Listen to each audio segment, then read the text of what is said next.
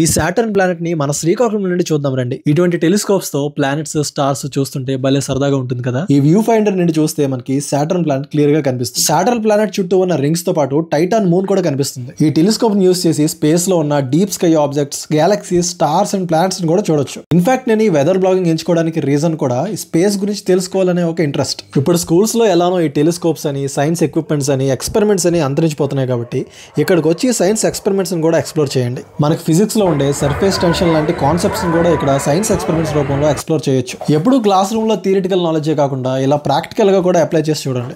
అలానే ఇక్కడ Sikkolu book festival 2025 కూడా కండక్ట్ చేస్తున్నారు. అన్ని ఏజ్ గ్రూప్స్ వాళ్ళు చదవగలిగే చాలా రకాల బుక్స్ ఇక్కడ దొరుకుతాయి.